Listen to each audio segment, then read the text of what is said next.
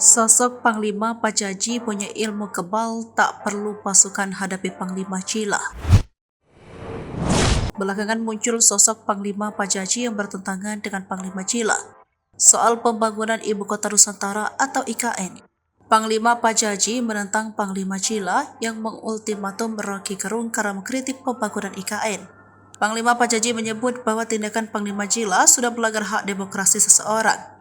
Ia tampak tegas menentang seluruh pernyataan milik Panglima Cila dengan menyebut pembangunan IKN belum final dan Panglima Cila tidak berhak untuk melarang pendapat masyarakat Indonesia. Pernyataan itu disampaikan Panglima Pajaji lewat media sosial. Lalu, siapa sosok Panglima Pajaji? Pada dasarnya, suku Dayak memang memiliki ratusan panglima atau panglima.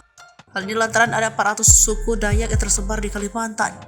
Adapun gelar Panglima diberikan kepada sosok yang memiliki kekuatan fisik dan magis. Hal ini membuat gelar Panglima dihormati oleh masyarakat adat Dayak. Dikutip dari Kami Dayak Kalbar, terungkap sosok Panglima Pajaji, pria bertato khas Dayak itu ternyata memiliki ilmu kebal.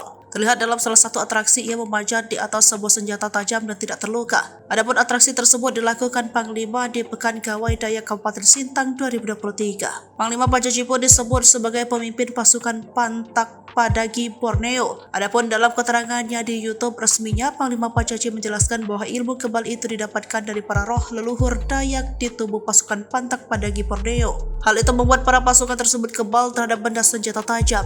Panglima Pajaji pun sosok yang cukup komitmen dalam menjaga adat dan tradisi Dayak di Kalimantan. Menurutnya, banyak bukan orang Dayak tidak ada lagi yang mau menjaga tradisi tersebut.